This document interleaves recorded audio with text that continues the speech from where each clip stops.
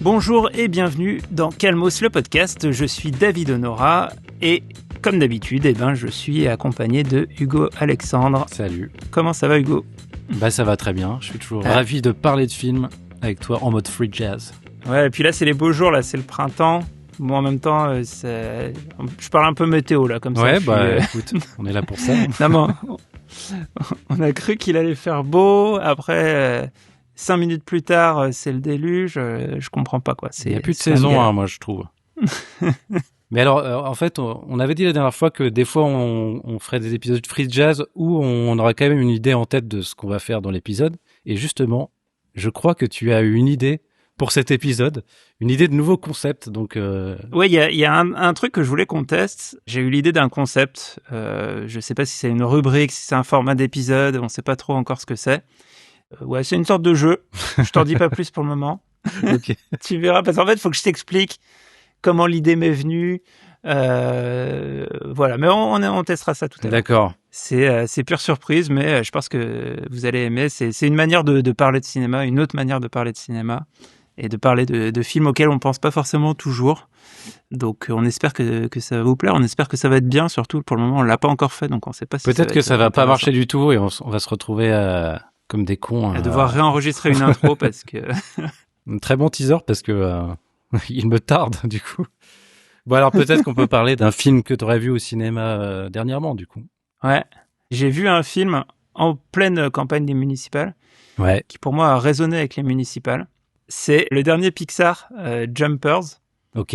Je sais pas si t'en as entendu parler, si tu l'as vu. J'ai vu la bande-annonce et je l'ai vu il y a pas très longtemps. Je savais pas du tout que Pixar préparait un nouveau film et je suis tombé sur cette bande-annonce. Ça a l'air marrant, donc je l'ai envisagé. J'y suis allé un vendredi après-midi, un jour de grève du périscolaire, et donc j'ai emmené ma fille, qui est un petit peu jeune en vrai. Je dirais que c'est plutôt à partir de 6 ans, mais bon, j'ai déjà commencé à foirer son éducation cinéphile en l'emmenant voir des films trop jeunes. Donc elle a pas tout capté, mais quand même elle a passé un bon moment et bon, de ce qu'elle a capté, ça avait l'air d'être quand même pas mal. Ok. Et c'est marrant parce que justement dans la bande-annonce, il y a une réplique qui est dans le film, qui pitch bien le film de manière ironique et référencée. Ils disent à un moment, oui, en gros c'est Avatar avec des animaux. Ok, oui. Et en vrai, c'est à peu près exactement ça, parce que le concept, c'est que des scientifiques de la fac, enfin des profs de fac, ont mis au point une technologie d'animaux robots hyper bien faits. Ouais. Et en fait, ils se mettent sous des sortes de... Comment ça s'appelle ? Le design, c'est un peu la même chose que les chauffeuses chez le coiffeur qui avaient dans les casques années 90. à mise en pli. Je sais pas je sais même pas à quoi ça sert ce truc en fait. Ok. Et donc avec ça, tu contrôles par exemple un castor. Et l'héroïne, c'est une jeune fille militante des animaux, quoi, amie des animaux. Ouais. Et il y a le maire de la ville qui va faire construire une rocade qui va passer au-dessus d'une petite clairière avec un lac où cette jeune fille a grandi avec sa grand-mère et elle aime trop l'endroit et tout. Et en fait, les animaux ont déserté l'endroit. Donc le maire dit je vois pas le problème, il y a plus d'animaux. Ouais. Et du coup, l'héroïne va utiliser le robot castor pour infiltrer les animaux et essayer de faire en sorte qu'ils reviennent peupler le lac pour annuler le projet d'autoroute, quoi, de rocade ou de périphérique. Donc c'est marrant. En tant qu'adulte, ça t'a plu ? Ça m'a plu en tant qu'adulte. Alors moi, je trouve que ça fait quand même plusieurs films de Pixar où on est vraiment descendu d'un cran. On n'est plus. Enfin, l'âge d'or de Pixar, il est quand même loin derrière, à mon sens. Ok. Mais c'est quand même de très bonne facture. Enfin, l'animation est hyper chouette et tout ça. Et ce que j'ai trouvé marrant, c'est que c'était du coup pendant les municipales, un film sur les municipales. C'est-à-dire qu'une grosse partie de l'intrigue repose sur la campagne électorale du gars et il y a tout un truc sur la façade politique, sur comment tu convaincs les gens. Est-ce que tu mens ? Est-ce que c'est vrai ? Ok. En fait, ça a parlé plus de politique que les campagnes des municipales où c'était que... Ça, j'ai été frappé de voir ça. Je dérive un peu du sujet, mais j'ai été frappé de voir à quel point la vie des gens n'est jamais un sujet, quoi. Ou l'écologie, ou des choses comme ça, quand tu regardes les débats à la télé, Oui. ça parle pas du tout de ça. Ça parle de est-ce que tu t'es allié avec un tel et tout. Ouais, mais alors ça, et ça, c'est vraiment intéressant ce que tu dis parce que je me suis fait cette réflexion. Moi, globalement, j'ai arrêté de regarder la télé depuis, je saurais pas le dater, mais depuis quelque temps, je regarde plus vraiment la télé. En tout cas, pas de manière durable. Ouais. Et j'ai que l'écume de la télévision, donc les petits extraits qui sont partagés sur les réseaux sociaux. Et en général, c'est la petite polémique, le bon mot, le machin, enfin, vraiment que de la merde. Et là, le soir du deuxième tour, j'ai regardé le plateau quand même, le plateau en direct. Là, j'ai regardé France 2 en l'occurrence. Et effectivement, il y a ce côté hyper vain. Déjà, j'ai regardé un peu avant 20h. Donc en fait, t'as les professionnels de la profession, là, les Qui te journalistes. brief, sur ce que. Ouais, qui briefent sur tous les enjeux, machin. Et en fait, ils le font, après, c'est normal, mais avec une absence totale de second degré. Mais donc, en fait, ils font sérieusement un truc qui paraît totalement vain et qui paraît vraiment joué. Enfin, je sais pas, t'as pas ce sentiment ou alors c'est moi qui En fait, moi, j'ai le sentiment qu'ils sont tellement déréalisation. matrixés par le truc que pour eux, c'est ultra important tout ce qui est la politique politicienne de les alliances, les machins et tout. Et c'est ça. En même temps, c'est aussi ça qui fait vendre, je pense. Parce que si t'as un débat très technique à la télé sur l'écologie, sur les voies sur berge ou sur je ne sais quoi, en fait, les gens s'en foutent, peut-être. Ouais, on sait pas si les gens s'en foutent, mais en tout cas, comme ils ont toujours fait comme ça et qu'ils font de plus en plus toujours comme ça, bah au final, ça devient ça. Enfin, il y a plus d'autres voies, quoi. Ouais. Et vraiment, ça m'a exaspéré en fait ce truc de, comme tu dis, ouais, tout est sur le jeu des alliances, le machin. Et en fait, il s'y intéresse à fond, sans recul en fait, sans recul sur. En fait, la situation est galère pour plein de gens. Enfin, il y a plein de problèmes, il y a plein de trucs concrets à discuter ou à questionner. Éventuellement, il y a aussi des trucs peut-être positifs à mettre en avant, mais ce n'est pas le sujet, quoi. On est que sur une sorte de surrécit. C'est ça, ouais. De quels sont les enjeux ce soir, qui va gagner, voilà. C'est ça, et c'est exactement qui va gagner. Et d'ailleurs, après le débat de la mairie de Paris sur je sais plus quelle chaîne, c'était écrit Shikiru Grégoire Dati, qui a gagné. C'était ça sur le bandeau. C'était vraiment le truc. Et en fait, ils ont changé le titre quelques minutes après parce que ils se sont peut-être rendus compte que c'était too much. Mais on est vraiment dans un jeu, quoi. Ouais, en fait, c'est ça. C'est effectivement, il y a le côté jeu et aussi, enfin, c'est la même chose qu'un jeu, mais c'est les codes du sport et les codes du commentaire sportif. Ouais. Et c'est peut-être lié aussi au fait que, d'ailleurs, c'est des anciens commentateurs sportifs qui maintenant présentent des émissions politiques. Tu te retrouves avec Pascal Praud sur CNews qui en fait commente la politique comme il débriefait, comme il refaisait le match, quoi. C'est la gamification de la vie des gens, ouais, ou de l'actualité en tout cas. Et du coup, dans Jumpers, bah on est plus effectivement sur des réalités d'enjeux de sur terrain. La vraie politique, ouais. Et d'ailleurs, c'est intéressant parce que le maire de la ville n'a pas d'opposant. C'est-à-dire, ça a l'air d'être une sorte de rockstar locale. et après, il y a des retournements et tout, mais en tout cas, il est en train de faire campagne pour sa réélection, mais on ne voit pas qui sont ses concurrents. Ah oui, d'accord. Donc, il va être réélu, de coup, Je t'ai spoilé la réélection. Qui a gagné? Non, mais en réalité, du coup, on est plus sur l'évolution du personnage par rapport aux enjeux et à la réalité. Okay. Donc, effectivement, on n'est pas dans la politique politicienne. C'est un méchant qui devient gentil, du coup. Enfin, qui a un arc de rédemption. Je vais pas tout te dire, mais d'accord, il se passe des trucs. Ok. Et c'est pas forcément que lui le méchant. Et puis même parmi les animaux, peut-être qu'il peut y avoir des méchants. Et peut-être que les choses sont plus complexes qu'il n'est pas. Bah ça, c'est bien. Quand les films d'animation majoritairement destinés aux enfants sont plus complexes que la vraie vie à la télé, que la vie comme on nous l'a décrit à la télé, c'est cool. C'est vrai. T'as vu d'autres films au cinéma? Bah j'ai vu plein d'autres films. Attends, je scrolle un peu mon Letterboxd. Ça remonte, mais dans les films notables que j'ai vus, il y a notamment Aucun autre choix de Park Chan-wook qui, je crois, était sur ta liste des plus grosses attentes quand on avait fait le bilan 2025. Ouais, et je l'ai rattrapé aussi d'ailleurs récemment, donc ça tombe bien. Ah, tu l'as vu? Ah bah on va pouvoir en parler. Ouais, parce que pour présenter ce film, c'est un film de Park Chan-wook, le réalisateur d'Old Boy, de Sympathy for Mr. Vengeance ou Mademoiselle, et il a adapté, si j'ai bien compris, il a réadapté un bouquin qui avait déjà été adapté par Costa Gavras avec José Garcia, ça s'appelait Le Couperet. Un film que j'avais vu à l'époque, mais dont j'avais plus beaucoup de souvenirs, je crois que j'avais plutôt bien aimé. Et le principe, c'est que c'est un mec qui est au chômage depuis longtemps, qui se retrouve un peu au pied du mur, qui arrive à l'idée qu'il n'y a pas d'autre choix que de tuer les autres candidats au poste qu'il brigue. D'où le titre, No Other Choice. D'où le titre. Et t'en as pensé quoi de ce film, toi ? Eh ben, j'en ai pensé à peu près la même chose que le dernier film de Park Chan-wook que j'ai vu, qui s'appelait Decision to Live. Je crois que c'est son dernier en date. C'est-à-dire que je suis ébloui à chaque séquence. Enfin, il y a une invention dans chaque plan. Enfin, il est très très généreux, mais je suis un peu perdu sur l'ensemble. C'est un film qui dure assez longtemps, plus de 2 heures, 2 heures et quart, je crois. Et en fait, c'était le cas du précédent aussi. Ouais. Le précédent était long aussi. Il part vraiment dans tous les sens, et du coup, je trouve que le propos du film, qui est un propos assez politique quand même, de dire que en fait j'allais dire les prolétaires, mais en tout cas les travailleurs, ils se retournent les uns contre les autres plutôt que de se retourner contre les puissants, quoi. Bah, je trouve que ce propos-là, en l'occurrence, c'est pas des prolétaires, c'est vraiment des cadres supérieurs. Oui. C'est pour ça que c'était pas le bon mot, mais en gros, c'est des gens qui sont pas décisionnaires du système, quoi. Et dans le film, il y a pas tellement ce propos-là finalement. C'est plus un film, une sorte de thriller. Et il y a sur certaines séquences quand même un peu cette idée-là, mais pas tout le temps. Et donc du coup, il part un peu dans tous les sens. Il y a aussi beaucoup une thématique sur la famille.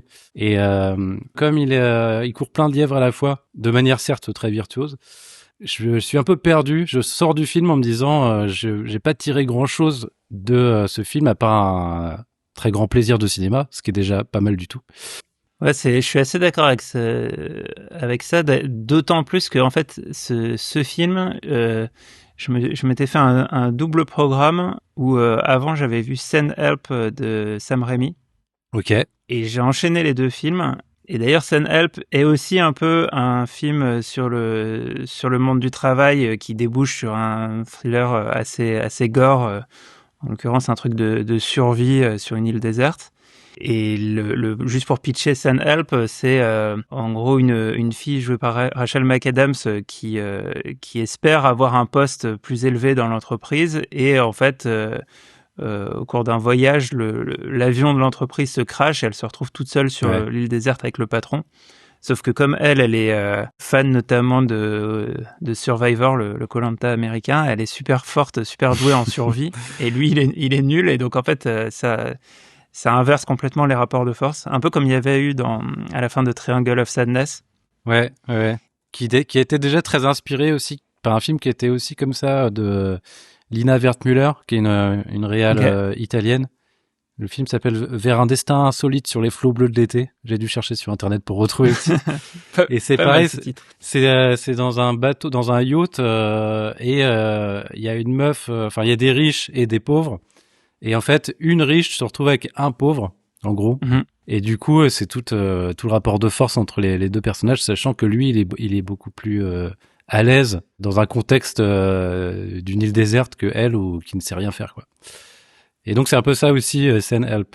En tout cas, ouais, c'est le même sujet, et de la même manière, enfin exactement les mêmes choses que tu as dit sur Park Chan-wook et avec lesquelles je suis d'accord. J'en suis un peu sorti en me disant, vraiment, on est sur de la très très grande mise en scène avec beaucoup d'idées visuelles. Enfin, de toute façon, je me faisais pas de soucis pour Sam Raimi, pour ses capacités à réussir côté mise en scène. En plus, il se fait un peu plaisir sur des trucs, c'est sur des trucs qui sont comme d'habitude chez lui, entre le gore et le cartoonesque. Ouais. Et donc très plaisant d'un point de vue cinéma, mais un peu creux et un peu gratuit sur le fond.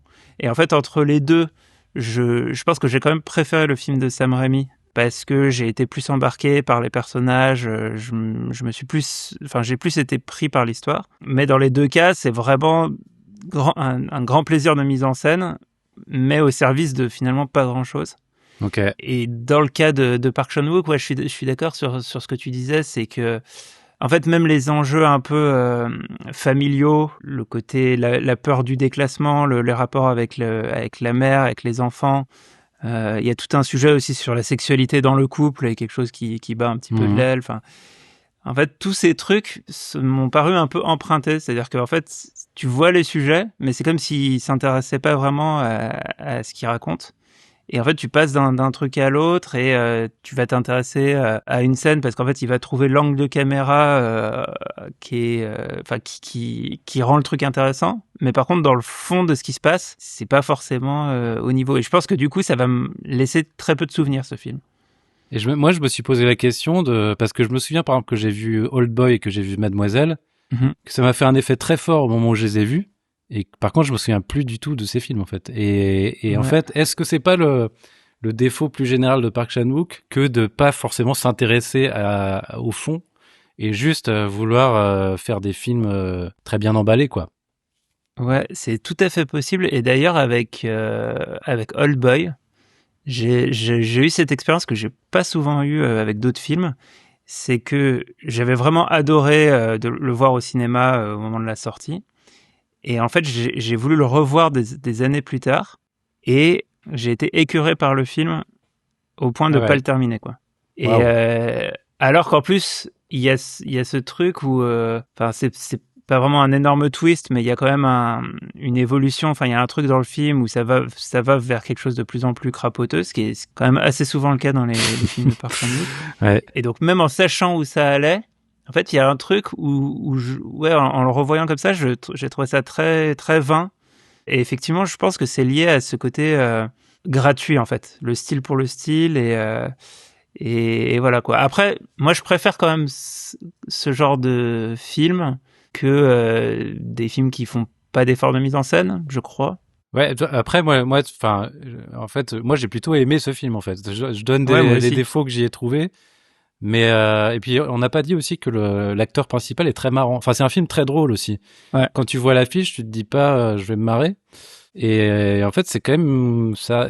Enfin, c'est traité comme une comédie. Et Le Couperet, toi, tu l'avais bien en tête? Bah non, je l'avais vu, mais je l'avais pas bien en tête. Mais pour moi, enfin, j'avais pas. Parce que je rebondissais sur ça, sur l'aspect comédie, et parce que dans Le Couperet, c'est quand même José Garcia, donc il y a un potentiel comique, et il me semble qu'il y a des trucs un petit peu décalés déjà qui étaient présents, mais je me rappelle pas Je suffisamment sais bien. plus trop, et je me souviens pas qu'il y ait autant la thématique de la famille et du couple. Pour moi, c'était beaucoup plus un thriller pur où rien ne déborde justement, où c'est très implacable. Mais peut-être que je me souviens pas bien. Ouais, ce serait intéressant de comparer les deux approches. Ouais.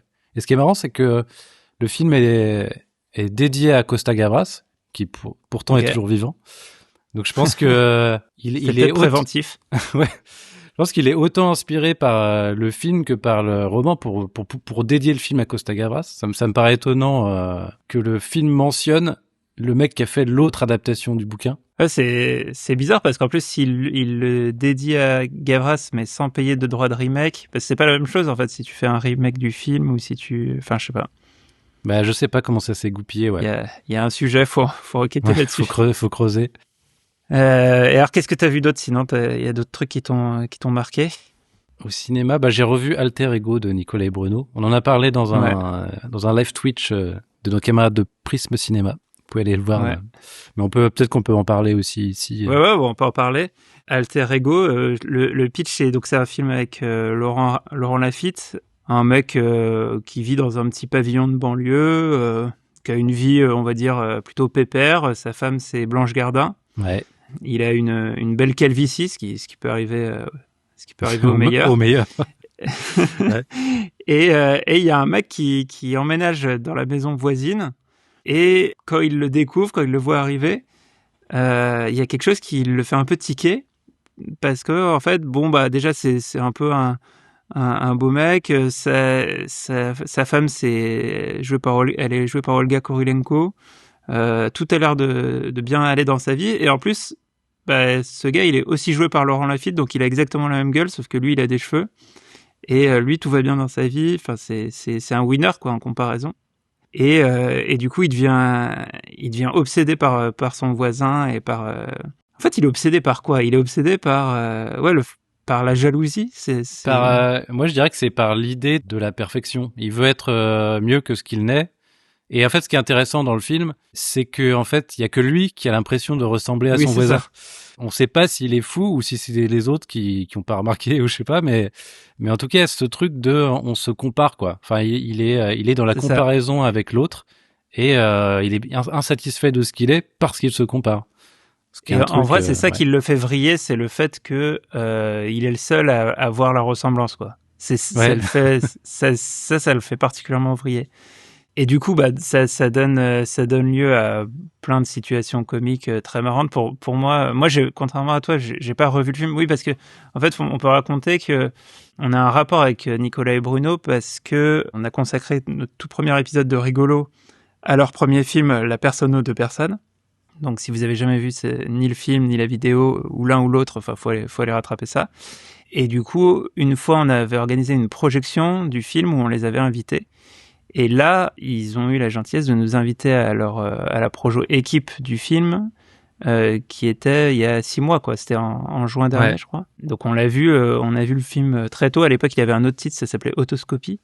Et qu'est-ce que je voulais dire sur ça, c'est que du coup, j'ai vu le film il y a quelques temps et je l'ai pas revu, mais j'ai notamment le souvenir d'un truc qui pour moi est vraiment une scène d'anthologie qui peut rentrer dans le panthéon de la comédie française. C'est il y a une scène où au-delà du fait qu'il joue 2 rôles, Laffitte se retrouve à jouer une sorte de 3e rôle. Enfin, il y a un truc vraiment génial où il fait un numéro d'acteur et je me suis demandé qu'est-ce que valait cette scène à la revoyure, quoi. Est-ce que tu te dis c'est vraiment très solide ou ou la surprise contribuait beaucoup Non, en fait, j'avais eu le temps d'oublier le film.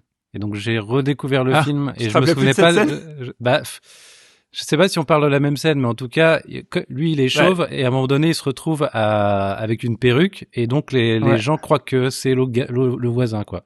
En fait, il se retrouve à devoir prétendre, alors qu'il n'est plus que le personnage chauve, il doit aussi jouer le rôle du voisin aux yeux des autres. C'est ça, ouais. Et donc, effectivement, je me souvenais pas de à quel point Laffitte est fort pour jouer le mec qui fait semblant d'être une autre personne, mais qui a pas les épaules qui a pas la prestance et la confiance en lui pour le faire. Et donc, il est à la fois un peu voûté et en même temps, il fait semblant d'être à l'aise et tout. Et de toute façon, Laffitte, il est fort, il est très, très, très fort dans ce film. Déjà, jouer les 2 rôles, c'est super fort. Et c'est très marrant et il y a des dialogues entre les 2 personnages qui sont vraiment très marrants, très rythmés et tout. Alors après, c'est aussi le montage de Nicolas et Bruno. Mais en tout cas, le rapport entre les 2 personnages est très bien rendu, quoi. Du coup, par contre, dans cette scène, les gens, ils voient bien que quand il met une perruque, ils le prennent pour l'autre. Donc en fait, il est pas fou. Enfin, il y a quand même une ressemblance. Oui, alors c'est là où il y a un stade dans le film où en fait, on perd un petit peu l'idée du mec qui bascule dans la folie. Parce qu'en fait, il est pas si fou que ça, parce que les autres le prennent pour le voisin. Et du coup, le film part dans une autre direction, qui je trouve est un peu moins efficace, mais aussi parce que le film, il doit se terminer, et en fait, en général, les films de gens qui deviennent fous, t'es obligé de twister un peu le truc, parce que tu peux pas trouver une chute à ça, en fait, à la folie. Il faut trouver un rebondissement qui fait que ça fasse un film. Ou la chute à la folie, ou alors tu changes, ou alors tu vas dans des genres beaucoup plus dark. Notamment, j'ai vu il y a pas longtemps Possession avec Isabelle Adjani. Ah oui. Là, en fait, la finalité de la folie, c'est vraiment. Mais alors ça, Possession, c'est intéressant parce que c'est encore autre chose. C'est-à-dire que c'est très concret ce qui se passe en fait. Ça a l'air d'être un film d'auteur psychologique et tout, et en fait, c'est plutôt un film de genre, quoi. De la manière dont c'est fait. Ouais, je pense que ça reste quand même très métaphorique et ça repose sur le rapport de couple, sur l'adultère, sur plein de sujets comme ça. Et oui, mais tu peux l'interpréter complètement au premier degré aussi. Ouais, et en même temps, ça joue sur la folie, quoi. Enfin, ça joue sur des personnages qui dévissent jusqu'à complètement lâcher prise. Après, je l'ai pas très bien en tête Possession, mais je me souviens de scènes très marquantes, notamment graphiquement, quoi. Ah oui, c'est très graphique. Oui, il y a des monstres et tout. Enfin, c'est un film. Ça pourrait être un film dans une vibe à la Cronenberg. Je pense d'ailleurs il a vu et apprécié. Mais c'est marrant parce que je l'ai vu, je l'ai vu il y a 10 jours et je l'ai plus très bien en tête déjà. Enfin, c'est un film où je suis un peu, j'ai l'impression d'être un peu passé à côté, quoi. Ah oui. Ça m'a un peu gonflé. En fait, moi, c'est un film qui m'a beaucoup surpris parce que comme c'est un film dont j'ai beaucoup entendu parler, je me faisais une idée dans ma tête de à quoi ça pouvait ressembler. Il y avait notamment cette scène très connue de Isabelle Adjani qui est dans le métro et qui fait une crise de folie en fait. Et j'avais vu surtout ça, et pour moi je visualise vraiment un truc entre guillemets un télo quoi, un film où il se passe pas grand chose et où tout est dans la psychologie des personnages, dans les dialogues, et en fait c'est complètement autre chose. Et le simple fait que ça m'ait surpris, ça fait que je suis resté éveillé pendant tout le film et je voulais savoir où ça allait. Et alors je me souviens plus très bien où ça va au final. Mais ça m'avait plu. ça allait pas. ça va, non, mais ça part en sucette, quoi. C'est vraiment un truc, et c'est très, très outré. Enfin, il y a vraiment, ça crie beaucoup, ça hurle, ça jette les chaises, il y a du sang, il y a machin. Ouais. Ça m'a fatigué quand même un petit peu. D'accord. Mais est-ce que toi, tu t'attendais à quelque chose? Bah, j'avoue que je pense que je m'attendais, mais en plus, je pense que sur ce genre de film, le contexte dans lequel tu le découvres et même ton niveau de fatigue ou ton humeur et tout, enfin, faut quand même, on est effectivement sur le genre de film où il faut être un peu dans de bonnes conditions pour le recevoir. Et moi, je m'attendais un peu, j'imaginais plus un truc je l'associais au locataire de Polanski, quoi. En fait, une sorte de, un truc sur une femme qui dérive et qui est aux prises avec des forces du mal, mais en même temps qui peuvent être effectivement la métaphore de trucs très domestiques et quotidiens. Mais le locataire, ça reste très graphique aussi. En fait, moi, pour te dire, je m'attendais plus à Répulsion de Polanski. C'est-à-dire qu'il y a un film, une sorte de film d'horreur psychologique, mais où c'est tout, il n'y a pas d'image, en fait. C'est un film d'horreur si tu décides de rentrer dans la psychologie du personnage, quoi. Ouais. Il impose pas l'horreur. Oui, c'est vrai. Tout ça pour dire que, en fait, je me posais cette question-là sur les grands classiques qui sont aimés de tous. Ils le sont parce que tu t'attends à quelque chose et ça va à chaque fois te surprendre, en fait. Tu t'attends à un truc par rapport au film que t'as vu, mais les grands classiques, ou en tout cas les films qui restent, c'est des films qui sont uniques, en fait, qui créent leur propre filière, quoi. Et donc, du coup, t'es toujours surpris par ces films-là. Et c'est marrant parce que ça fait une transition magnifique sur deux films que j'ai vus récemment, qui sont des classiques, disons, dans deux styles très différents. J'ai vu Le Limier et Taken de Pierre Morel. Et effectivement, deux styles différents. Taken, c'est exactement ce à quoi je m'attendais. Et Le Limier, je m'attendais pas du tout à ce que j'ai vu. Ah, c'est marrant, tu t'attendais à quoi avec Le Limier? Le Limier, je m'attendais à un film d'enquête un peu sérieux. Je saurais pas dire, mais en tout cas, je m'attendais pas à un truc aussi fantaisiste, en fait, comique. On peut peut-être expliquer ce que c'est. En gros, c'est un film avec Michael Caine et Laurence Olivier. Et au début du film, donc Michael Caine arrive dans une grande villa à la campagne où habite Laurence Olivier, qui invite ce gars Michael Caine parce que il sait que sa femme le trompe avec lui. En fait, il veut se débarrasser de sa femme, donc il s'en fout un peu qu'un gars sort avec sa femme. Et il lui propose un deal qui les arrange tous les deux. Il lui dit, on va faire semblant que vous m'avez volé des bijoux dans mon truc et moi je vais faire marcher l'assurance. Ce qui fait que Michael Caine, il va devenir riche et Laurence Olivier, il y a une espèce de magouille comme ça. Et en fait, le film... magouille win-win. Voilà, une magouille win-win. Et en fait, le film, ça va beaucoup être des dialogues entre Michael Caine et Laurence Olivier et il va y avoir plein de rebondissements. Et je m'attendais à un truc très très sérieux et en fait, c'est plus une comédie de meurtre entre quelqu'un de très très riche et quelqu'un... de moins riche, et il y a une sorte de bataille comme ça, et un ton qui correspond pas du tout à ce que j'avais en tête, quoi. Du coup, j'ai été surpris, presque un peu déçu, parce que c'est presque un peu guignolesque, quoi. À certains moments, c'est des twists un petit peu surjoués, enfin... Oui, il y a un côté très théâtral, de toute façon, dans le film, et puis il y a un côté aussi un peu huis clos, parce que tout est sur leur face-à-face. Ouais. Ouais, j'en ai à la fois... Enfin, je sais que j'ai aimé, mais j'aurais eu du mal, par exemple, à raconter le film, où je me rappelle plus trop tout ce qui s'y passe. Mais du coup, Taken, complètement autre ambiance. Alors, Taken, c'est exactement ce que j'avais en tête. Ouais, c'est un film très très bourrin de vengeance. Enfin, pas de vengeance, mais de Oui, C'est un film d'action bessonesque. Et en fait, c'est pas trop mal construit. Et j'aime bien Liam Neeson. Donc ça suffit pour que ce Ouais. soit bien. En fait, c'est exactement ce à quoi je m'attendais. Et ça m'a plu comme ça, quoi. En fait, je trouve que toute l'exposition du film est vraiment super. Et puis t'as le truc qui revient, enfin qui a été souvent parodié quand il prend le téléphone et qui dit je vais te retrouver, je vais te buter et tout ça. Ouais. Et au bout d'un moment, quand on a vraiment bien avancé dans la track et que juste il exécute tout le monde les uns après les autres, ça devient un peu plus convenu, quoi. Enfin, on est sur un truc très balisé ou qu'on a déjà vu plein de fois et où c'est un peu interchangeable, quoi.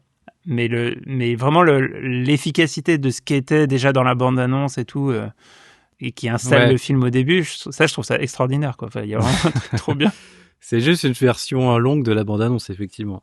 Et Ouais. je pense que ce qui manque au film, c'est un vrai méchant. C'est que, en général, dans Oui. un film comme ça, t'as le boss final qui est celui qui est un peu plus malin que tous les autres, et t'as un face-à-face à la fin. Là, les méchants, ils sont tous nuls, quoi. Ils se font tous buter facilement. Et à la Ah fin, ouais. il y a pas vraiment de fin flamboyante comme il pouvait y avoir dans, je sais pas, dans Léon, par exemple, pour reprendre un film écrit par Besson. Mais ça fait le taf, je trouve. Et il y a un truc qui m'avait surpris et marqué, c'est que du coup, c'est deux jeunes étudiantes américaines qui viennent à Paris et qui Oui, c'est vrai qu'on sont... n'a pas pitché le film. Oui, alors je peux pitcher le film. C'est deux étudiantes qui viennent à Paris et qui se font kidnapper dès l'aéroport par, je sais plus si c'est des Tchétchènes ou enfin des gens de l'Est bien C'est des vénères, Albanais, ouais. des Albanais. D'ailleurs, ouais, Et la vision de... Ouais, enfin bref.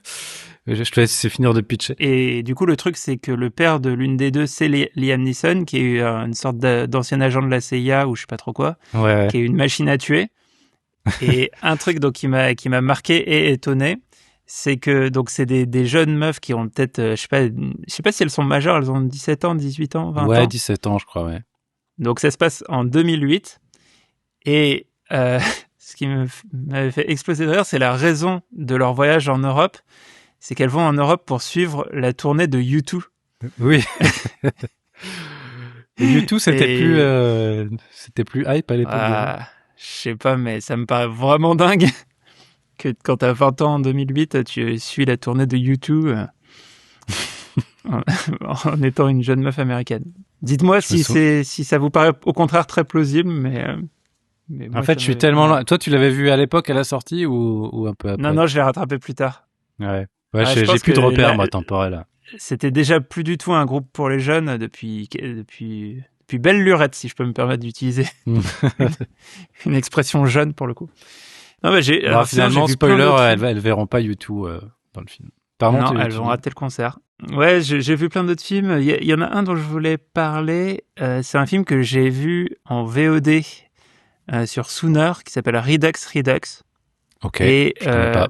et je suis tombé dessus parce que je crois que j'ai dû voir des gens dire que c'était pas mal sur Letterboxd ou enfin il y a un truc comme ça. Il est en exclusivité sur Sooner et c'est un film à concept un peu type boucle temporelle, sauf que là on est plus sur du multiverse, Ok. sur des univers parallèles. En gros, c'est une mère qui a perdu sa fille, qui a été kidnappée et assassinée par un gars. Et en fait, elle a une machine pour voyager d'un univers à l'autre, d'un univers parallèle à l'autre. Ok. Et en fait, dans tous les univers parallèles, elle retrouve le meurtrier de sa fille et elle le bute, quoi. Mais du Et coup, à quoi... Ah, c'est pour se venger d'un en truc qui fait, s'est produit dans son univers? ouais, en fait, elle essaye de retrouver sa trace ou je pense potentiellement de sauver sa fille ou de comprendre quelque chose ou machin. Mais en fait, à chaque fois, dans le nouvel univers, elle trouve le gars et elle le tue. Et en fait, elle connaît parfaitement tout. Et puis, elle a 50 doubles de tous les clés. Enfin, elle a tout un process de trucs. Donc, elle est experte et elle réussit vachement à le tuer à chaque fois. Ouais. Et après, et donc en fait, il y a des rebondissements. Elle va trouver une autre fille qui avait été kidnappée par le gars. Et du coup, elles se retrouvent toutes les deux à fuir d'univers en univers. Et, et en fait, c'est un peu difficile à pitcher sans trop dévoiler d'éléments parce que justement, ça repose sur pas mal de surprises et de trucs que tu peux créer à partir de ce concept-là. Et j'ai trouvé ça très efficace, quoi. Pour le coup, pour un petit film je crois qu'il n'y a pas eu de sortie salle, ça tient bien la route. Ça m'a bien captivé, quoi. Enfin, il y a des effets spéciaux. Enfin, j'imagine que c'est un petit budget, donc du coup, ouais. C'est pas super convaincant en termes de. Enfin, où ils ont trouvé un moyen de rendre le truc crédible sans trop dépenser d'argent. Justement, je dirais qu'on est dans une facture un peu à la Looper, mais encore plus petit budget, quoi, beaucoup plus petit budget. Ok. Et c'est réalisé par des frères, et l'actrice principale, c'est leur sœur. D'accord. Et l'actrice principale, je trouve, elle est pas mal du tout. Et oui, enfin, vraiment, elle a une sorte de machine qui est une sorte de sarcophage un peu technologique. Mais en fait, oui, ils en font pas. Enfin, c'est très réaliste sur ce qui est filmé, quoi. Moi, ça me fait penser au film de boucle temporelle où en fait, tu vas juste refaire le même plan sur. Là, il y a un plan sur. Elle est dans un diner et il y a une sorte de plan sur une tasse de café ou un truc dans le genre. Et tu comprends qu'elle a rebooté, quoi. Enfin, ils se sont pas chiés à faire. À rendre visuellement le voyage d'un univers à l'autre, c'est du cut. Oui, d'accord. Non, c'est vrai qu'il n'y a pas besoin. Mais après, je pense notamment à un film, c'est un film japonais, je me souviens plus comment ça s'appelle, mais en gros, le concept, c'est un voyage dans le temps de 2 minutes plus tôt, en fait. Et donc... Ah, c'est marrant parce que j'ai écouté le podcast de Patrick Beau, ouais. dans lequel il recevait Emilien, et il lui a recommandé ce film, Patrick. D'accord. Ça s'appelle Two Minutes, je sais pas quoi. Voilà, ça s'appelle Beyond the Infinite 2 Minutes, et 2 minutes plus tard en français. Ok. J'avais entendu que c'était un film plutôt malin et que justement c'est un petit budget et que il y a pas d'effets spéciaux en fait, et je trouve que c'est trop cheap, quoi. Enfin, ça se passe enfin, j'ai même pas fini le film, mais ça se passe dans un restaurant, je crois, et en fait il se voit 2 minutes plus tôt dans une télé, et donc du coup il discute avec son lui de 2 minutes plus tôt. C'est assez stimulant quand tu rentres dans l'univers et tu te dis ah ouais, comment ça peut se goupiller ce système là, ce concept. Mais en fait, c'est un peu répétitif et au bout d'un moment j'ai un peu décroché, quoi. Donc c'est aussi à double tranchant d'être trop malin, parce que des fois tu peux rester un peu sur un truc plus intellectuel, et des fois c'est bien aussi d'avoir un petit peu des effets spéciaux pour te réveiller. Donc il faut trouver le bon juste milieu, quoi. Bah après, sur les trucs de boucle, il n'y a pas d'effets spéciaux, quoi. Enfin, que ça soit Un jour sans fin ou même le film qu'on avait récompensé au vif, Monday, là, le film japonais. Ouais, ça c'était super. De boucle temporelle au bureau. Pour le coup, ça repose plus sur l'écriture et peut-être le montage que les effets spéciaux. Mais ok, bah Patrick Beau m'avait donné envie. Là, tu viens de me faire un peu passer l'envie. Après, ouais, enfin, je suis pas honnête parce que j'ai pas vu le film jusqu'au bout. Donc si ça se trouve, aux 2 tiers du film, il y a un truc très très très malin qui m'aurait Les 2 dernières minutes sont super. Ouais, certainement. Ouais. Bah, je sais pas. Mais tu me diras, ouais. tu le verras et tu me diras. Ok, Si c'était je vais bien. faire ça. Sinon, j'ai vu Icar. T'as déjà vu Icar? Non, c'est avec Devers. Non, c'est un quiz. C'est pas Devers. C'est un chanteur. Yves Montand? Non. Oui, c'est avec Yves Montand vieux. Ah, ok. Le quiz le plus court de l'histoire du podcast. Donc ouais, un film d'Henri Verneuil de 79. Et le film, il est connu notamment, et je le connaissais pour ça, pour le fait que dedans, ils mettent en scène de manière assez détaillée l'expérience de 1000 grammes. Tu vois ce que c'est, l'expérience de 1000 oui, grammes? je vois, ouais. En gros, c'est un truc pour tester la tendance des humains à obéir aux ordres, même si ça correspond pas à leur valeur morale. Et en gros, le principe, c'est que il y a 2 individus qui vont et les scientifiques présentent l'expérience comme un truc pour tester la mémoire, enfin pour tester comment la punition peut avoir une incidence bénéfique sur la mémoire. Enfin, il y a une sorte de petit laïus scientifique au début qui dit ça. Et en fait, t'as un gars qui va être assis dans une sorte de chaise électrique et un autre gars qui lui pose des questions. Et si le mec dans la chaise électrique répond mal, celui qui lui pose les questions, donc qui est aussi un mec qui fait partie de l'expérience, et ben, si la réponse est fausse, il doit lui balancer une décharge de plus en plus violente.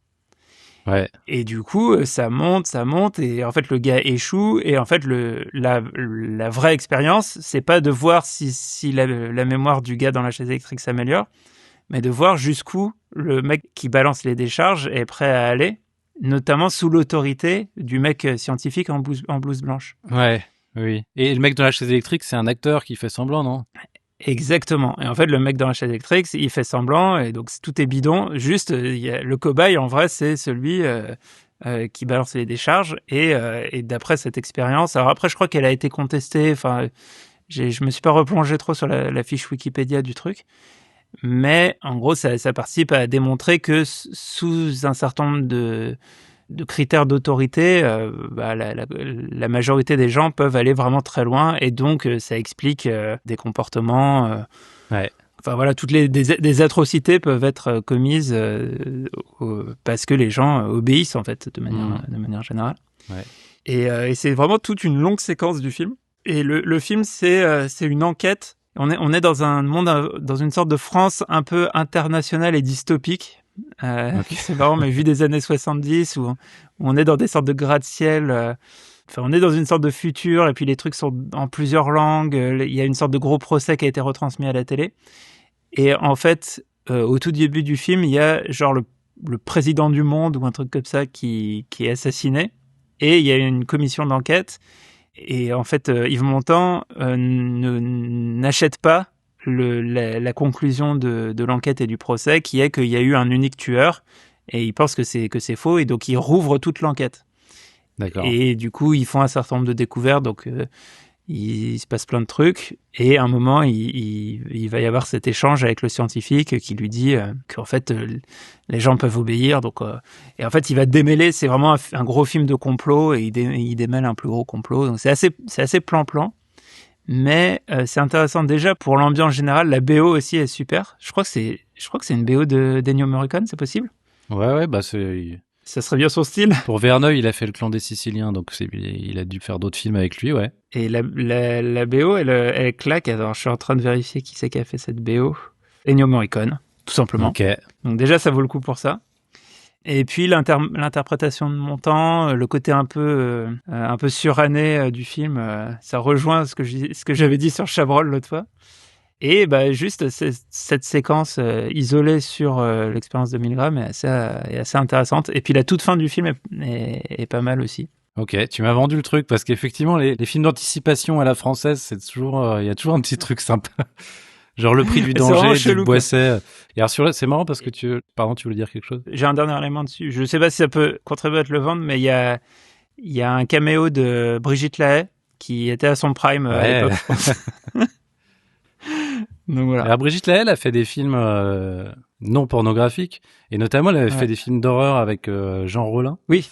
Qui sont pareil, des curiosités à voir. Alors c'est toujours un petit peu érotique quand même, les meufs sont quand même bien à poil, mais c'est des films... Bah là, son caméo aussi... Ah oui.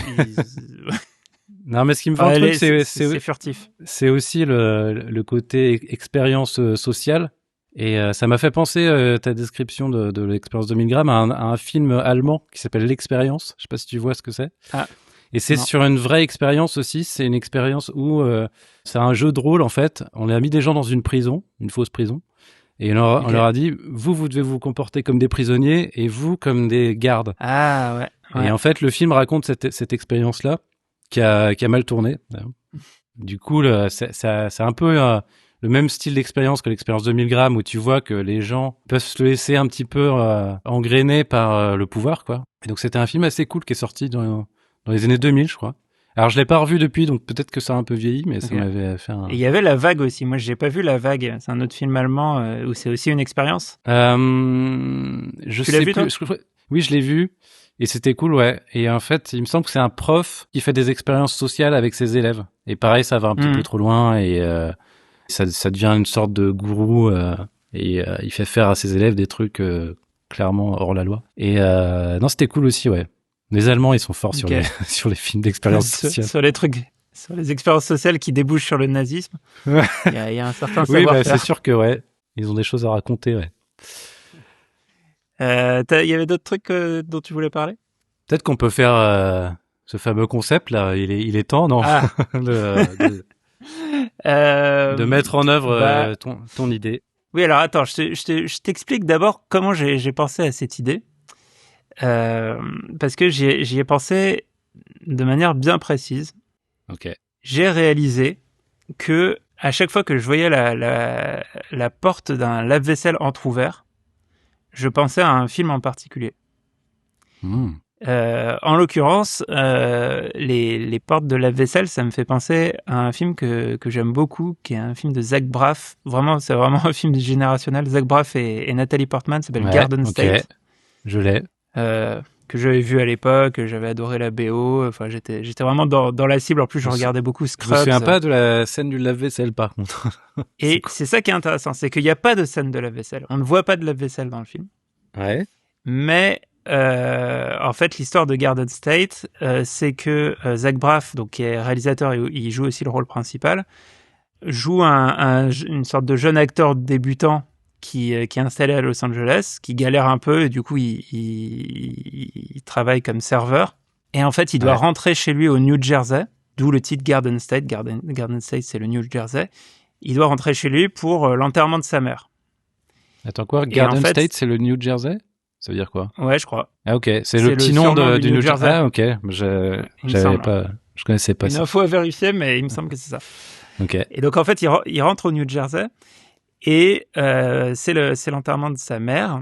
Et en fait, on voit d'ailleurs à l'enterrement, on voit une photo de sa mère. En fait, sa mère était en fauteuil roulant depuis des années. Et en fait, elle est en fauteuil roulant parce que quand le personnage de Zach Braff était enfant, il y a un jour où il s'est disputé avec elle et il l'a poussée. Et elle est tombée en arrière et sa tête a heurté la porte ouverte du lave-vaisselle. Ah. Donc c'est une image qu'on ne voit pas dans le film, mais qui m'avait un peu traumatisé. En fait, j'ai cette angoisse de, t'imagines, tu tombes, tu deviens paraplégique en heurtant la porte d'un lave-vaisselle, c'est horrible. Et donc par ailleurs, là dans le film, le personnage, il se trouve que son père est psychanalyste ou psychologue, et qu'en fait un peu toute son enfance, il a vachement culpabilisé son fils, et du coup le personnage de Zach Braff a grandi avec l'angoisse et la culpabilité d'avoir rendu sa mère paralysée, quoi. Et donc c'est un gros trauma de sa vie qui est exprimé juste dans un dialogue, mais en tout cas au point que quand je vois un lave-vaisselle, je pense à Garden State. Et waouh, ok. Et donc ma réflexion, c'était, je me dis, je pense que ça marche avec plein d'objets du quotidien et plein de concepts ou de choses où, en gros, en partant de n'importe quel nom commun, bah ça peut peut-être nous faire penser à des films. Et je voulais essayer de jouer à ça. On tire au sort. J'étais en train de réfléchir sur lave-vaisselle, si c'est des trucs qui me viennent. Alors sur celui-là, pas trop, j'avoue. Mais je suis assez convaincu par ton idée, par contre. Alors sur la vaisselle, d'ailleurs, j'en ai un autre. Parfois, on en a plusieurs. Parfois, on a des doubles associations. Et la vaisselle, ça me fait penser à un autre truc. C'est un film de Jonathan Demme qui s'appelle Rachel se marie. Ok. Et à un moment, il y a une super séquence. C'est un film vraiment un peu, je dirais, film de famille, filmé un peu à la Cassavetes et tout. Ça ressemble pas du tout. Jonathan Demme, c'est le réalisateur du Silence des agneaux. On n'est pas du tout dans ce genre de film. Et il y a une scène où il se chronomètre pour faire une sorte de concours de qui remplit le lave-vaisselle le plus vite. D'accord, ok. Alors c'est pas comme ça que tu me vends le film en me disant il y a une super scène de lave-vaisselle, donc Bah pourtant, c'est vraiment, je pense que c'est la meilleure scène de lave-vaisselle que j'ai vue de ma vie. Oui, parce que dans Garden State, il n'y a pas de lave-vaisselle. Ouais, voilà. Non, ok. C'est rare les scènes de lave-vaisselle au cinéma, effectivement, donc il y a un créneau à prendre pour les futurs, les cinéastes en herbe. Et non, et juste pour dire deux, trois mots de Rachel se marie, c'est Anna Tawai qui est dans le rôle principal, qui est à mon avis dans un de ses meilleurs rôles. Okay. Et en fait, je crois que c'est une ex-junkie qui essaye de faire une cure de désintoxication. Et après, c'est une histoire de famille autour de ça, quoi. Ok. Alors, est-ce qu'on essaye de jouer à ce jeu? On va tirer au hasard des mots. Ouais. Et on voit le premier film auquel ça nous fait penser. Je suis chaud. Alors, est-ce que tu veux commencer à tirer un mot aléatoire? Ouais. De notre chapeau. Si je dis plume. Plume. Moi, je vois Forrest Gump, en fait. Ouais, voilà. J'allais dire, celui-là, il est trop évident. Ouais. Et en fait, c'est intéressant parce que je pense qu'il y a des... Parce que rappelons que le début de Forrest Gump, ou la fin, je sais plus, c'est une plume C'est le début, ouais. Et qui la fin vole. aussi. Et on se retrouve sur le banc, il va raconter toute son histoire. En fait, c'est ça, c'est qu'il doit y avoir certains objets où des films ont fait un peu une OPA sur l'objet, quoi. En fait, Ouais. Il faut c'est peut-être aller difficile chercher d'associer plus autre chose. loin pour savoir s'il y a d'autres plumes dans l'histoire du cinéma qui nous est particulièrement... Bah, si, alors, je pense à un film qui s'appelle Tickled, qui est un documentaire sur les fétichistes des chatouilles. Ouais. Et ça avait un peu fait parler il y a quelques années. Ouais. Et ça m'avait un peu déçu, ce film. Parce qu'en fait, tout le monde disait « Ah, c'est fou, cette histoire, incroyable, le truc va super loin. » Et en fait, il n'y a pas beaucoup d'éléments. Enfin, le truc dramatisé... Tu l'avais pas vu, toi, ce film ? Si, je l'ai vu. Et en fait, ça part complètement sur autre chose. C'est pas du tout enfin, c'est très peu là-dessus, en fait. C'est effectivement c'est plus un film sur, d'ailleurs, avec beaucoup de storytelling sur la mise en scène de l'enquête et tout ça. Et en fait, c'est qu'un point de départ.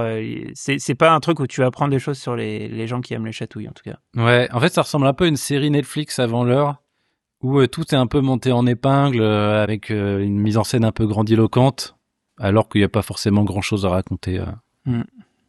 Intéressant de ce point de vue-là. En tout cas, j'aurais jamais parlé de ce film dans un autre contexte que un truc où tu sors le mot plume d'un chapeau et qu'on cherche des films. Donc, pour l'instant, c'est une réussite, hein, ce concept. J'en ai tiré un autre. J'ai tiré yaourt. Yaourt. Yaourt. Après, il y a différentes formes de yaourt, finalement. Parce que quand j'entends le mot yaourt, moi, je vois le yaourt à la française, le Activia, l'espèce de cylindre avec un carré dessus. Mais il y a aussi les yaourts, il y a les yaourts à boire, par exemple. Est-ce qu'il y a eu un film Toi, t'en as qui te viennent ou pas ? J'allais dire que, et encore plus quand t'as des yaourts à boire, les yaourts, ça fait penser à des pubs. Donc, soit Richard Berry mangeant son yaourt. C'était le truc où il disait, oui, je suis Richard Berry et je mange un yaourt, ça vous dérange? C'était pas ça? Oui, c'est un homme n'a pas le droit de manger un yaourt parce que dans les pubs, c'était souvent des filles qui mangeaient des yaourts. Ouais. Et sinon, il y avait aussi la pub Yop. Mais sinon, là, c'est marrant Laurent parce Dutch, que... ouais. Réalisé par Bertrand Blier, si je ne m'abuse d'ailleurs. Oh. La pub Yop. Ah ouais. Je crois. Bah voilà. À vérifier. Dites-nous en commentaire. Et sinon, là, je bossais sur le montage d'un short sur Rien sur Robert, et il y a une belle scène où Fabrice Lucchini écoute son répondeur en mangeant un yaourt. Ah, pas mal. Et du coup, ça m'y a fait penser, ouais. Rien sur Robert, qui est un film qui suit un personnage taillé sur mesure pour Fabrice Lucchini d'une sorte d'intellectuel un petit peu arrogant qui a écrit une critique de film sur un film bosniaque qu'il n'a pas vu. Et de ce point de départ-là, tout part un peu en sucette dans sa vie. Sa copine, c'est Sandrine Kiberlin, et elle passe son temps à le plaquer pour aller coucher avec d'autres mecs. Ouais. Il y a une scène qu'on n'a pas pu mettre dans le short où elle lui raconte que un des mecs qu'elle voit la baisse beaucoup mieux que Fabrice Lucchini, notamment parce qu'il l'encule très bien, et elle va vraiment dans beaucoup de détails sur le sujet. Oui, elle le dit avec un air super détaché, comme si c'était une conversation de tous les jours. Et Lucchini, il est complètement effaré, et il fait très bien avec ses yeux de hibou là un peu. Donc voilà. Donc oui, yaourt. C'est le meilleur rôle de Kiberlin, je pense. Et je pense aussi que c'est le meilleur film de Pascal Bonitzer, qui a fait pas mal de comédies, qui est un ancien critique ciné. Mais je trouve que ses autres films sont moins marrants que celui-là. Celui-là est très marrant, et notamment grâce au casting. C'est vrai. Mais c'est vrai que le yaourt, en termes de mise en scène, utiliser un yaourt, ça veut dire vraiment quelque chose. Ça veut dire ça représente la normalité, ce qu'on fait au quotidien. Et du coup, un personnage comme ça le réduit à son humanité dans ce qu'elle a le plus banal. Donc c'est pas facile de caler un yaourt comme ça, ou alors peut-être dans des films très naturalistes, genre... Oui, et en plus, c'est vrai que la difficulté, c'est qu'on va pas forcément fixer le yaourt, quoi. D'ailleurs, si je m'étais pas penché un peu plus sur le film pour faire le montage, et j'aurais pas remarqué ce yaourt, je pense. Enfin, en tout cas, il m'aurait pas marqué. Si ça se trouve, il y a un yaourt dans tous les films, en fait, mais juste on les voit pas. Donc quand on pense yaourt, on pense au dernier film qu'on a vu, où il y a un mec qui bouffe un yaourt. C'est vrai qu'on avait fait cet exercice avec les canettes, de faire des recos de films, et à la fin pour promouvoir le fait que les canettes sont recyclables. Et en fait, dans énormément de films, il y a des canettes, quoi. Mais en fait, t'y penses pas forcément comme ça, quoi. On tire un autre mot. Ok. Panier. Ça te fait penser quelque chose? Panier. Alors panier, tout de suite, je vois un pique-nique. Donc je vais aller penser à des films où il y a des pique-niques. Et bah notamment un film qui est sorti récemment. Je pense qu'il y a un panier dans la scène de pique-nique de La Zone d'intérêt de Jonathan Glazer. Okay.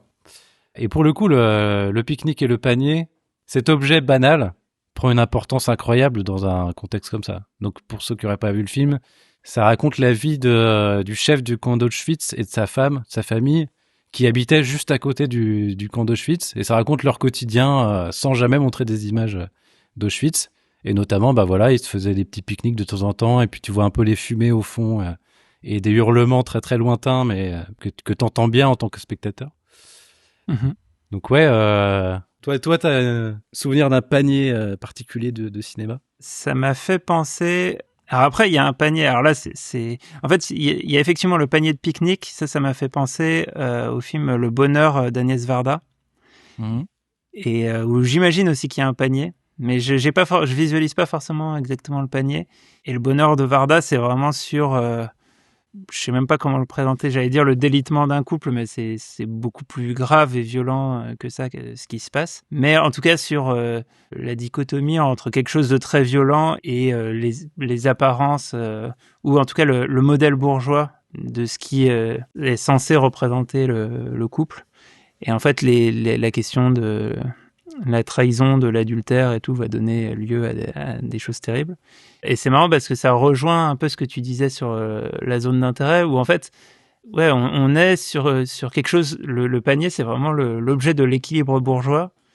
Ouais. Mais je sais pas pourquoi, du coup, on l'associe aussi à derrière des trucs très très dark.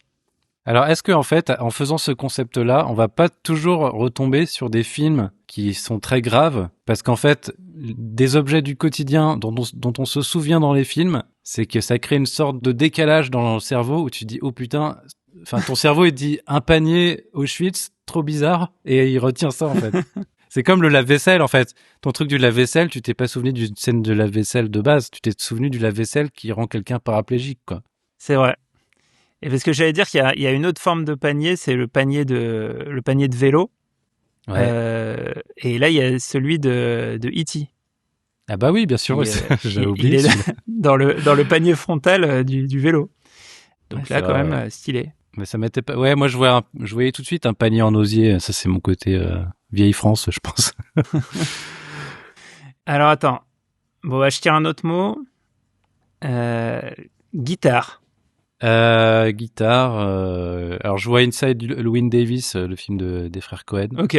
Parce que il est sur l'affiche et tout. C'est un film. Je saurais pas trop quoi en dire parce que je l'ai vu qu'une fois à sa sortie et ça m'a pas beaucoup marqué. C'est un des premiers films d'Oscar Isaac, en tout cas des films où il était le premier rôle. Il joue un chanteur folk dans les années, je dirais, 60 à New York. Sa vie est une galère. C'est vraiment un film d'ambiance. C'est marrant parce que les Cohen, ils ont quand même eu vraiment cette capacité à faire à la fois avoir un ton très reconnaissable et faire vraiment des films qui ne se ressemblent pas du tout, quoi. Ils ont vraiment une filmographie très très très éclectique. Il y a toujours une espèce d'ironie latente qui s'exprime plus ou moins fort, mais c'est vrai que ça fonctionne dans plein de décors différents avec plein de personnages différents. Et c'est marrant de voir aussi les derniers films qu'ils ont fait chacun de son côté. Tu te rends compte qu'ils ont un univers chacun qui est très très différent. Joel Cohen, c'est plus une espèce de plasticien très sérieux. Et même quand tu les vois en interview, il y en a un qui rigole jamais, qui est Joel, et un qui rigole tout le temps, qui est Ethan. Et ça se retrouve dans leurs films tout seul. Et notamment Drive Away Dolls, qui est un film qui m'a pas trop plu. Parce que justement, ça manque un peu de cadrage au niveau de l'humour et c'est un peu potache, un peu trop, quoi. Et d'ailleurs, le film qu'a fait Joel Cohen tout seul, qui est Macbeth, c'est l'extrême inverse, quoi. C'est très austère et pas très ironique ni marrant. Et en fait, c'est là que tu vois que quand ils sont à deux, c'est quand même le mieux, quoi. Ouais, même dans leur look, ils sont complètement différents. Enfin, il y a un truc. Ils ont un peu la même tête, mais ouais, il y a quand même une vibe très très différente. C'est pas le même format, c'est pas le même genre de coupe de cheveux. Enfin, C'est deux persos, ouais. Et c'est vrai que peut-être il y avait une certaine harmonie entre les deux, qui s'est un peu. Mais d'ailleurs, tous les frères split en fait. Pas les Dardennes. Il y a Il y a les que Farrelly, les Farrelly, les ouais. Safdie. Ah, peut-être les Dardennes, on n'est pas à l'abri. Et toi, la guitare, alors ça t'évoque quoi? Moi, le premier truc qui me vient sur la guitare, c'est Jules et Jim, et c'est la scène où Jeanne Moreau chante. Ah, Il y a une moi, guitare. j'ai jamais vu Julie Jim, d'ailleurs. Bah, t'as vu cette scène par contre, j'imagine. Le tourbillon de la vie, ouais. C'est un film de triangle amoureux avec Jeanne Moreau qui est amoureuse de deux mecs. Mais ça, je pense, ça va Classique. encore être le genre de film où je m'attends à un truc et ça va être complètement différent de. Ah, peut-être moins sur la nouvelle vague. Du coup, là, je cadre un peu bien les univers de chacun. Ouais, même si celui-ci est particulier. Et moi qui aime beaucoup Truffaut, faudrait peut-être que je le revoie, Jules et Jim, mais j'aime un peu moins Jules et Jim, alors que c'est souvent un des films préférés des gens de Truffaut. Mais en fait, moi, de lui, j'aime moins ses films en costume. Et donc là, on est sur un film en costume et je sais pas, il y a un peu un truc qui me tient un petit peu à distance. Attends, en costume, c'est un film en costume? Oui. Ça se passe quand? Ça se passe au début du XXe siècle, je dirais. Ah, ok. Je savais pas du tout. Comme quoi, il y a des surprises. Est-ce que tu veux tirer un autre mot? Ouais, un nouveau mot. Bonbon. Bonbon. Ah, bonbon, je pense à M le maudit. Parce qu'à un moment donné, il doit proposer des. Oh. Alors, peut-être qu'il propose pas des bonbons des petites filles, mais c'est un peu l'imaginaire que j'ai en tête. Bon, M le maudit, c'est peut-être pas utile qu'on développe. Bah, si, c'est utile, je pense. Oui, c'est vrai, remarque, ouais. Non, j'ai l'impression que les grands classiques comme ça, tout a été dit, sauf quand on rentre vraiment dans le détail. Et t'aimes bien M le maudit, toi?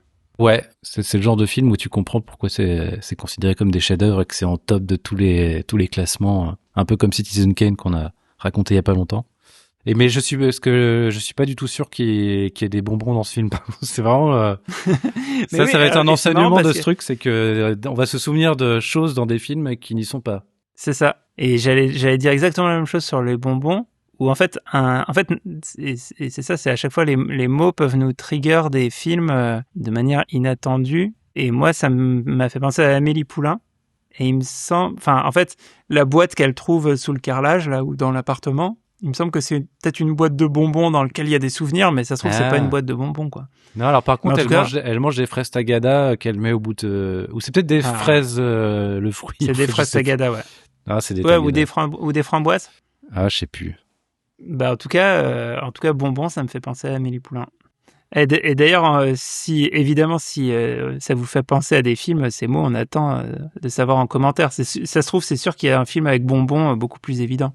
Ouais. Je tire un autre mot. Ok. Donc j'ai sifflet. Sifflet. Alors, j'ai un souvenir marrant. Enfin, étonnant. Je me souviens de Super Noël avec Tim Allen. Wow. En gros, il y a le méchant du film. Je crois que c'est le nouveau mec de son ex-femme ou un truc comme ça. Donc peut-être que je résume pour ceux qui n'aient pas vu Super Noël parce que c'est un film de notre génération mais qui est pas si vu que ça. Mm-hmm. En gros, c'est un mec lambda qui se transforme en Père Noël et en gros, il a des soucis dans sa vie et bon, je pense que ça va l'aider à en apprendre plus sur lui. Et donc le méchant du film, je crois que il y a un truc où dans sa jeunesse, il avait demandé un sifflet saucisse au Père Noël et il l'a jamais eu.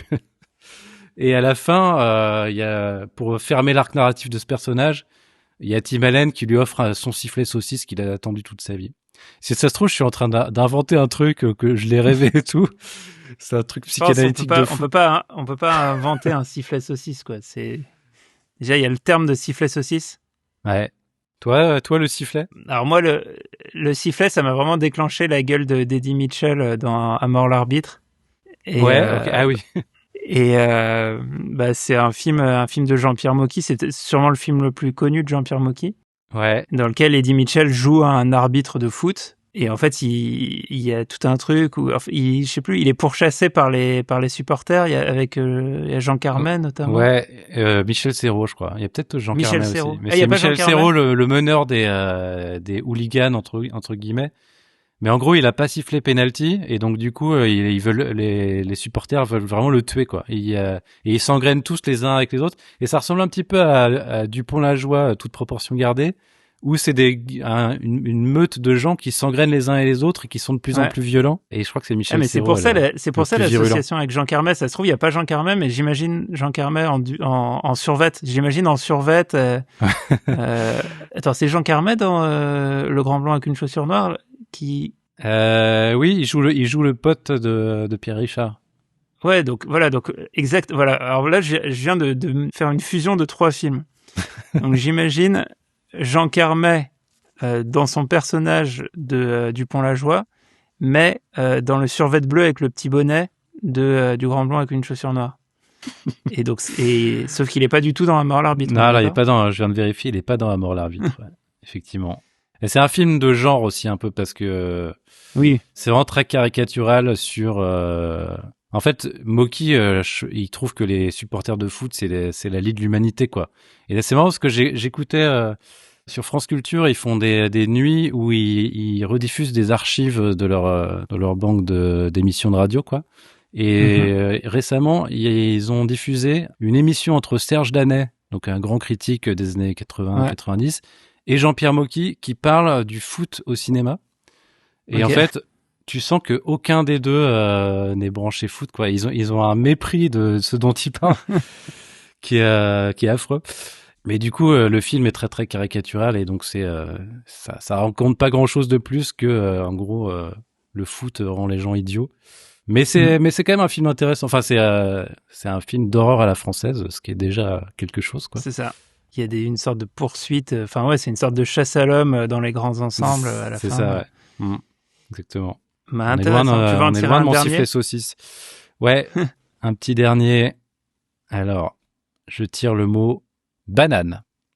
Banane. Alors là, c'est tout un imaginaire. Ouais. Banane, je pense au clip de Philippe Catherine. J'allais dire, manger ma banane. Il y a banane dans la chanson. Une banane au cinéma. Ah bah les beaux gosses, ils mangent des bananes tout le temps. Ah, le distributeur de bananes, magnifique. Bon là, on a tout dit sur les beaux gosses, on a même fait une vidéo dessus, donc si vous voulez ça. savoir notre avis sur les beaux gosses, on vous invite à voir la vidéo qu'on a consacrée au film. Mais ouais, grosse thématique banane. Et ouais. Bah faut voir, je sais pas si on a moyen d'optimiser ce jeu ou de pouvoir essayer de le faire avec des invités ou quelque chose. Ouais, dites-nous en commentaire si ça vous plaît ce genre de nouveau concept qui permet finalement de parler de plein de films et de recommander plein de films. Alors après, est-ce que on a beaucoup brassé de films, donc est-ce qu'on pourrait pas rester plus longtemps à débattre sur un seul film ? Oui, c'est ça, c'est que comme on avait déjà nous dans l'épisode beaucoup digressé et parlé de plein d'autres trucs avant, on a eu moins de cardio pour rester longtemps sur les films et digresser et dériver, je sais pas. Ouais, à méditer. À réfléchir, à méditer. En tout cas, on a parlé de plein de films. Ouais. Eh ben, merci à tous, merci à toi Hugo pour ta conversation charmante et agréable. Merci. Merci à tous d'avoir écouté jusqu'ici Calmos le podcast et on se retrouve très rapidement pour un nouvel épisode. À bientôt.